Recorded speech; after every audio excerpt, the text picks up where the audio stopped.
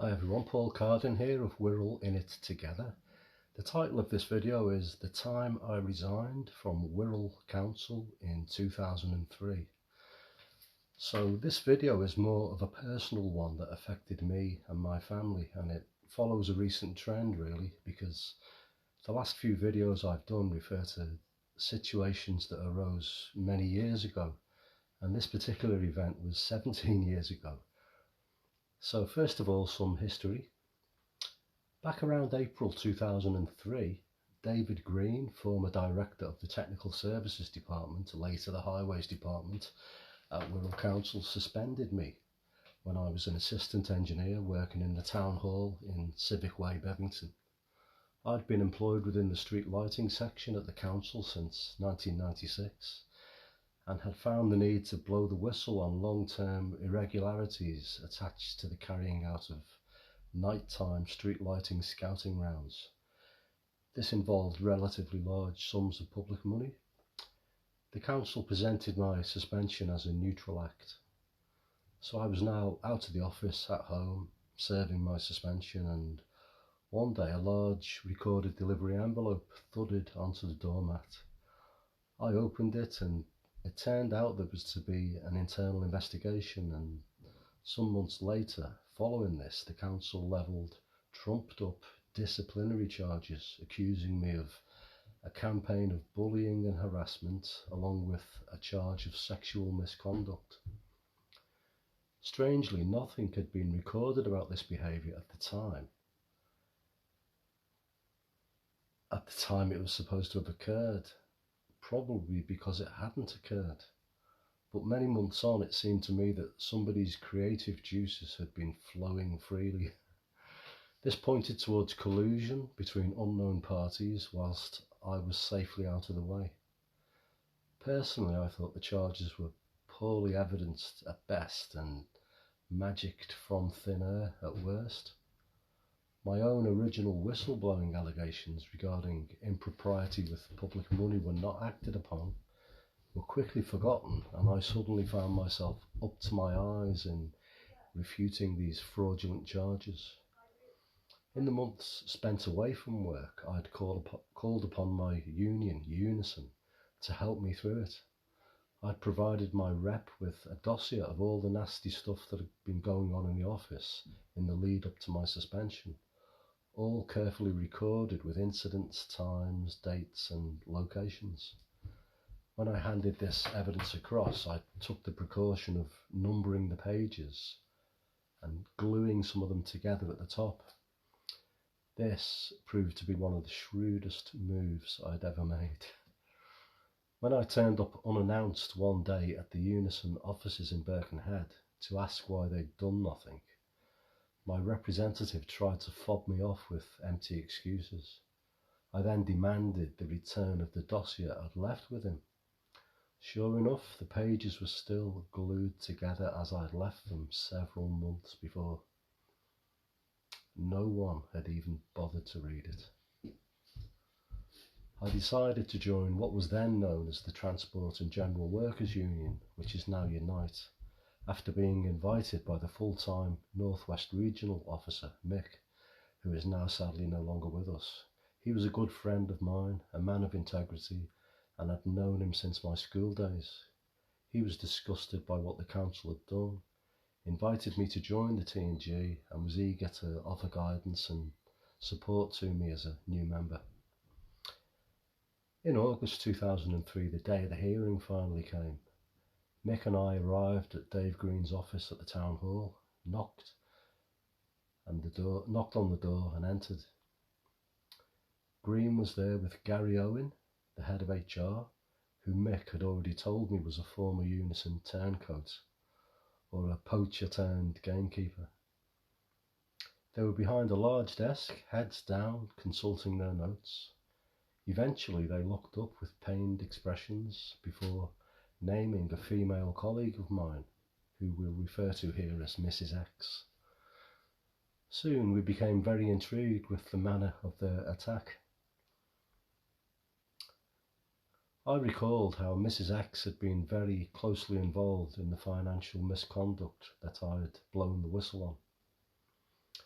Once word had gotten around that I'd been suspended and the coast was clear, she'd apparently made a beeline for the managers dealing with our case, with her own complaint. Gary Owen then began to speak in hushed tones, describing an incident at the most recent Christmas party where Mrs. X said I'd drunkenly approached her, had pestered her, made her feel threatened, made a number of lewd suggestions, and made an idiot of myself. The fact that this incident had occurred 8 months previously without being followed up at the time or ever since appeared to be of no importance to Green and Owen, who were keen to overlook the 8-month hiatus and do their best to make these charges stick. And so, in this sombre manner, they began to level a detailed charge of sexual misconduct against me. After setting the scene, they then turned to the context around the complaint and how Mrs. X had described me to them as a real weirdo who made her feel nervous and shaky and generally gave her the willies, for want of a better phrase. I allowed them to finish their piece and responded by saying, "I've got a question for you, Mr. Green. Would you like me to describe the inside of Mrs. X's house?" "I'm sorry, Paul, what do you mean?" "Well, last spring, just before you suspended me, I was in work. It was coming up to dinner time, and Mrs. X took me to one side and, to my surprise, invited me back to her house, which is just around the corner. She said it was to help her with some printing. She said she knew how confident I was with IT and was hopeful that I could help her. The printing was some sort of fitness routine for a gym or health club she was a member of. I thought it was unusual to be asked to do this, and I was a bit wary, but after some persuasion I agreed to go back with her. We went in her car, just the two of us, and I did what she'd asked me to do. It was very simple and straightforward. Now, before you carry on levelling this charge of sexual misconduct, would you like me to describe the inside of her house?"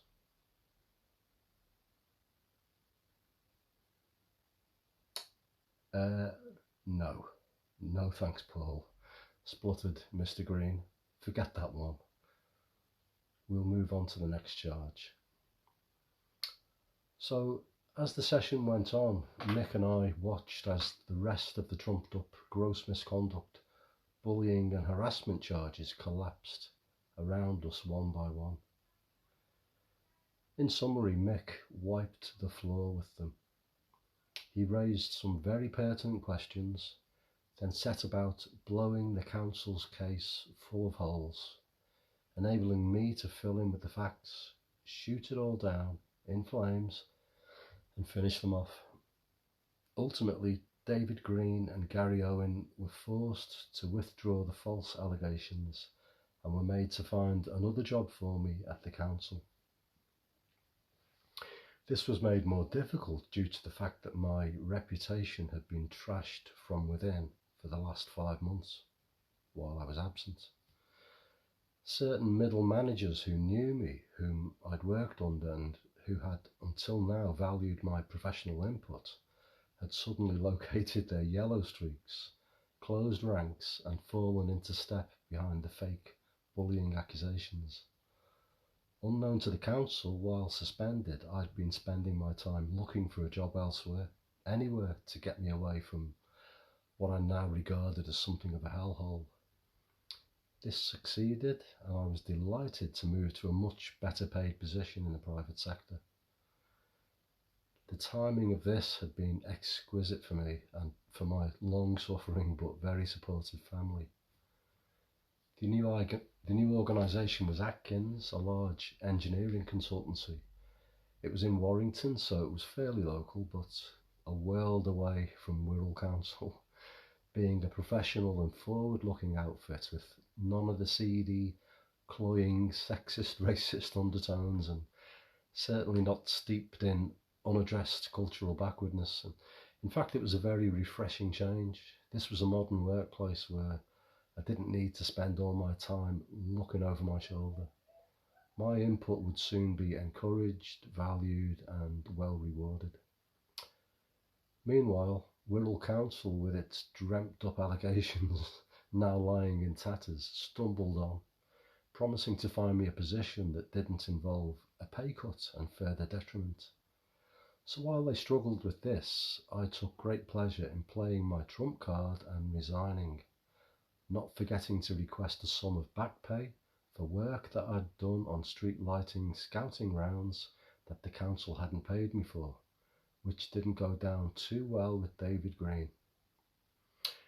Davy boy was like a bear with a sore head, having to watch all his grand designs aimed at sacking me dismantled, gathered up, and thrown back in his important executive face. Well, that's at least some of my personal history in these affairs. They made things really difficult for me, but it was worth standing my ground and taking the fight right back to them.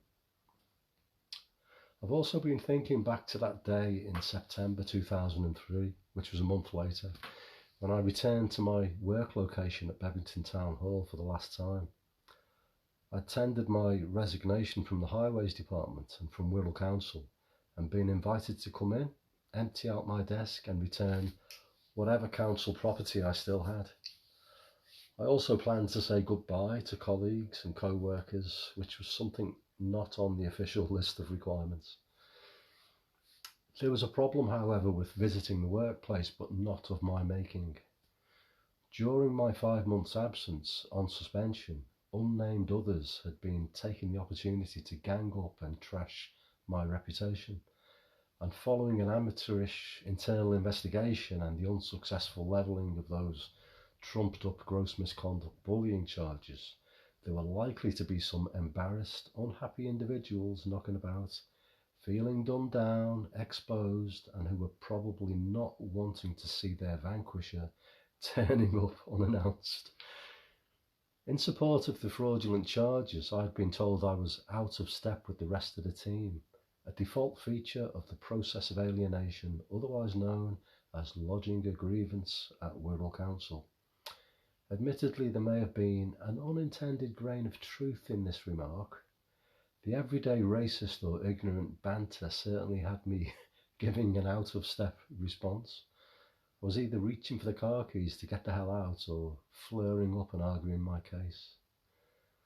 Maybe displaying a streak of independence, compassion or understanding for vulnerable people and nursing some fire in your belly marks you out to any clique as someone to be eliminated. I was later labelled out of step with the rest of the team at Cheshire West Council, who ended up removing my data and information querying rights sometime later, after I'd lodged a complaint there. I'll concede this much, I always got by despite this tendency to be out of step, functioning and forming friendships without the need for constant validation from managers and their sycophants, and I succeeded in performing my job to a very good standard, as whistleblowers often do. Having a strong and supportive family and group of friends, I soon found I could breeze along easily without the shallow support of paid-up, on-message, surplus-to-requirement drones who were just bending to the will of their seniors. Despite the layer upon layer of crap that had been built up and thrown at me, there were still 2 or 3 stronger individuals working in the office who stayed committed to the facts throughout all of this, and who were astute enough to see through the bullshit. The rest of the dumb hangers-on, whether fully complicit or simply bystanding and keeping stum, were happy to say nothing, not rock the boat, and keep their own ambition of keeping out of trouble or climbing the greasy pole steadily on track. Anyway, I arrived in work and parked up, noting that my Unison shop steward's car was there in the car park. Not far away was the flashy number preferred by my line manager, and his manager's car was there, parked in its numbered space. A couple more colleagues' battered jalopies were also there. I strode in, works mobile and security pass in hand, ready to return them, and was ready to confront whatever was awaiting me. My grandparent line manager walked up and greeted me nervously, looking a bit flushed. He took my phone and pass and began to explain, as if it were needed, and as if he did this every day, how to empty the contents of my desk, then make myself scarce. I then walked into an almost totally empty office. It appeared my visit had been announced earlier. Despite all the cars, there was only one person in, who I'd worked with very happily for the last few years. Of course, I had no idea what she'd been told or how complicit she may have been in my departure, probably not at all, being further down the pecking order. So this was left to one side and we had a good long chinwag. I began going through the drawers and dumping my personal effects into a bin bag. And I did this at a very leisurely pace, expecting people to start drifting back to their workstations. This was a busy office after all. But nobody arrived, so I went a bit slower. But still, no one showed up. Where'd they all gone? I continued to chat to my former colleague, but after about an hour and a half, I began thinking, this is a working office serving the public. There's jobs to do, new lampposts to install, old ones to take down and remove. These street lights wouldn't look after themselves. Yet my grandparent line manager, who was back in his office by now, seemed happy to allow these public servants to come in, park up, and hide themselves away somewhere else on site, nowhere near their desks. And that's how it stayed. Nobody had the guts to show their face. My grandparent line manager entered the office again, eventually, and made noises along the lines, people have work to do, they can't chat all day. So I left and ambled back to the car park, my hyper-vigilant antennae noting that as soon as the door slammed, the all clear was probably sounded, and they all came running back to their workstations, and work on the maintenance and installation of Wirral's street lighting network kicked in again as normal. Thanks everyone, that's it for this video. I hope you enjoyed it and found it useful. Don't forget to like and share. I'm planning to do a lot more videos in the future, so please subscribe to the Wirral In It Together YouTube channel. See you next time. Take care.